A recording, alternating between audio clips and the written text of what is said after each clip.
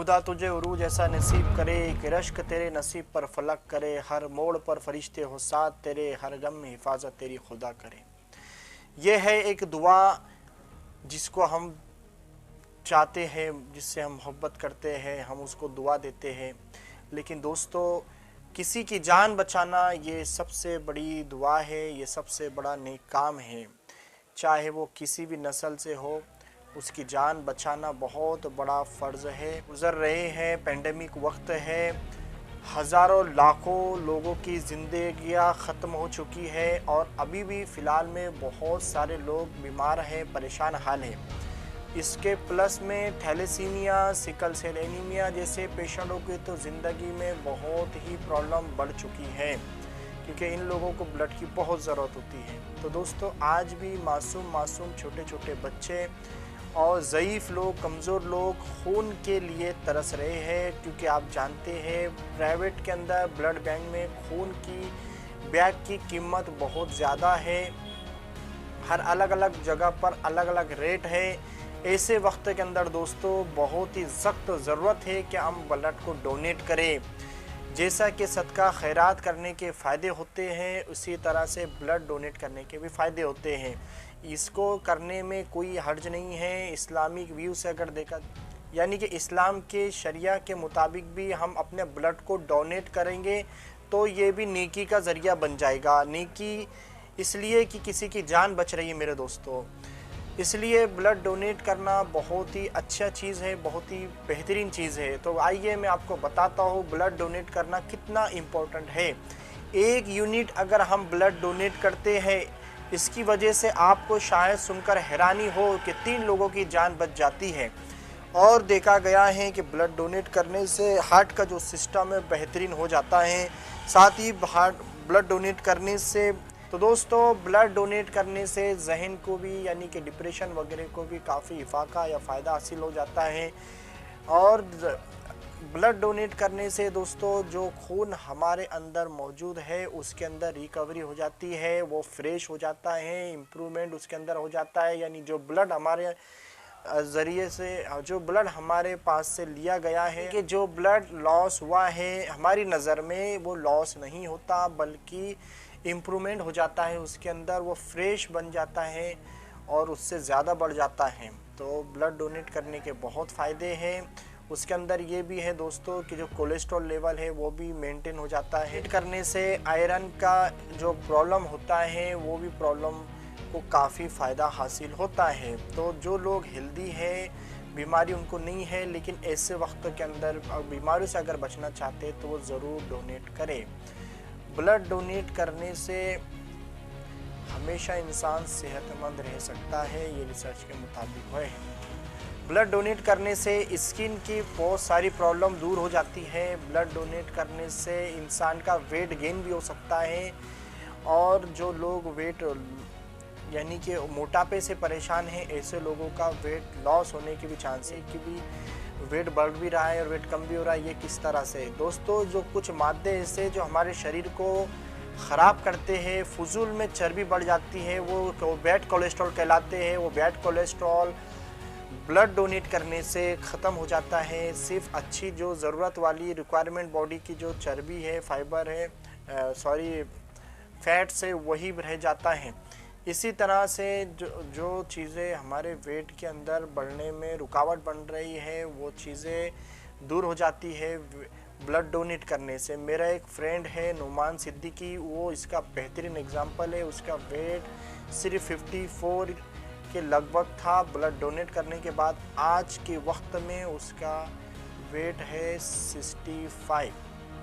अब नेक्स्ट जो है वो ब्लड डोनेट कौन नहीं कर सकता, ये भी इम्पोर्टेंट है। वो ब्लड, यानी 18 साल के नीचे यानी कि बच्चे, ये ब्लड डोनेट नहीं कर सकते। 65 साल से ऊपर जो ज़ईफ़ लोग हैं वो ब्लड डोनेट नहीं कर सकते, ये गाइडलाइन के मुताबिक। जो नॉर्मल हेल्थ प्रॉब्लम अगर किसी को है, सर्दी, बुखार, खांसी, ऐसे वक्त में ब्लड डोनेट नहीं किया है। इंसुलिन डिपेंडेंट डायबिटिक पेशेंट है तो वो ब्लड डोनेट नहीं कर सकता। लेकिन टाइप 2 का जो डायबिटिक पेशेंट होते हैं, और अगर वो उनकी डायबिटीज़ जो है कंट्रोल में है, तो वो बिंदास ब्लड डोनेट कर सकते हैं, लेकिन डॉक्टर की जिसका वेट 45 केजी के बिलो है यानी 45 किलो से कम है, ऐसे लोग ब्लड डोनेट नहीं कर सकते। और जिसका खून यानी कि एचबी 11.5 से बिलो है, नीचे है, तो ऐसे लोग भी एनीमिक होते हैं, खून के कमी के शिकार होते हैं, तो ऐसे लोग भी ब्लड डोनेट नहीं कर सकते। जिनकी डिलीवरी हुई है वो 1 साल तक ब्लड डोनेट नहीं कर सकते, उसके बाद वो डोनेट कर सकते हैं।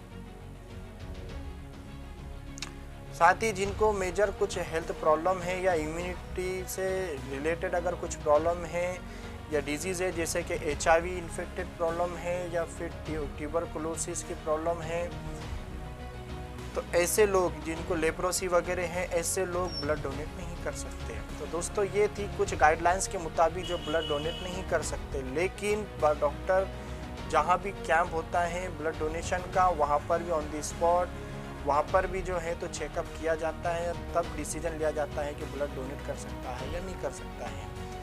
अब कुछ बातें हैं जो ख्याल रखने के लिए हैं कि जब भी हम ब्लड डोनेट कर रहे हैं तो वो जिस ब्लड बैंक को हम ब्लड दे रहे हैं तो वो ब्लड बैंक का कंफर्मेशन ज़रूरी है कि वो रजिस्टर्ड है या नहीं है, ये बहुत इम्पोर्टेंट। ब्लड डोनेट करने के बाद 4 से 5 घंटे तक जो लोग अगर टोबैको के एडिक्ट है यानी तंबाकू वगैरह खाते तो उनको बिल्कुल एहतियात करना चाहिए। स्मोकिंग वगैरह बिल्कुल 1 दिन पहले ही बंद करना चाहिए। अगर कोई शराब पीता है ब्लड डोनेट करने से 1 दिन पहले शराब नहीं पीना चाहिए। और ब्लड डोनेट करने के वक्त में अपना आइडेंटिफिकेशन या आधार या जो भी आईडी प्रूफ है उसको साथ में ज़रूर ले जाए। ब्लड डोनेट करने के लिए जब ब्लड डोनेट कर लिए तो 5 से 10 मिनट उसी जगह लेटे रहे जहाँ ब्लड डोनेट किया है। ब्लड डोनेट करने से पहले ज़रूर कुछ हल्का नाश्ता कर ले, कुछ मीठी चीज़ें खा ले। ब्लड डोनेट करने के बाद 4 से 5 घंटे तक बिल्कुल तंबाकू वगैरह का इस्तेमाल ना करें। ब्लड डोनेट करने के बाद उस दिन पूरा दिन आम हार्ड वर्क ना करें, जिम वगैरह एक्सरसाइज रनिंग वगैरह बिल्कुल ना करें, आराम करें। और ब्लड डोनेट करने के बाद ज़्यादा से ज़्यादा कोशिश करें एक्सेसिव ऑफ ड्रिंक यानी कि पीने के पानी या बॉडी को हाइड्रेट रखने की कोशिश करें ज़्यादा से ज़्यादा। 48 आवर्स एटलीस्ट ये काम करना चाहिए। ब्लड डोनेट करने के बाद स्वीट चीज़ें या मीठी चीज़ें खाने में लाएं जिसकी वजह से कमज़ोरी वगैरह से बचा जा सकता है। ब्लड डोनेट 1 मरतबा कर लिए तो उसके रिपीट 3 महीने के बाद हम ब्लड डोनेट कर सकते हैं, यानी हर तीसरे महीने के बाद हम ब्लड को डोनेट कर सकते हैं। इस तरह साल में हम 4 मरतबा जो है तो ब्लड को डोनेट कर। अब इसमें इसलिए दोस्तों ब्लड डोनेट करना बहुत ज़रूरी है और करना ही चाहिए क्योंकि बहुत सारे लोग इसके लिए मुंतज़िर है और इसके लिए हकदार है। क्योंकि sickle cell anaemia blood disorder के अंदर सिकल सेल एनीमिया, थैलेसीमा जैसे ऐसे मरीज़ हैं जिनको लाइफ टाइम ब्लड ट्रांसफ्यूजन की ज़रूरत सख्त से सख्त ज़रूरत होती है। साथ ही एक्सीडेंटल प्रॉब्लम, एक्सीडेंट में किसी का ब्लड बहुत ज़्यादा लॉस हो जाता है, वहाँ ज़रूरत पड़ जाती है। लेबर या डिलीवरी या सीज़र के वो है। कैंसर के पेशेंट में ब्लड की बहुत ज़रूरत होती है। तो इस तरह से दोस्तों बहुत सारे ऐसे मौके आते हैं ज़िंदगी में जब ब्लड की ज़रूरत पड़ जाती है। मैं आपको एक खुशखबरी बताता हूँ ब्लड डोनेट करने के बाद कि अक्सर मैक्सिमम ऐसा पर्टिकुलर तो नहीं बोल सकता लेकिन मैक्सिमम ब्लड बैंक वाले जो है ब्लड डोनेट करने के बाद डोनर को एक सर्टिफिकेट तो देते ही है, लेकिन एक ऐसा सर्टिफिकेट दिया जाता है कि अगर इनकेस उसकी ज़रूरत अगर पड़ जाती है तो वो उनको फ्री में ब्लड बैग मिल जाएगी। या फिर उनके रिलेटिव के अंदर अगर किसी को ब्लड की ज़रूरत है तो मैक्सिमम जगह ऐसा है कि फ्री में उनको बैग उस कार्ड के थ्रू मिल जाएगी, या फिर कम से कम उसकी जो ब्लड बैग की प्राइस होगी उसमें काफ़ी यानी कि कमी के अंदर या फिर उसको काफ़ी फ़ायदा उसको मिलेगा। इस तरह ये दोस्तों ब्लड डोनेट करने के फ़ायदे थे।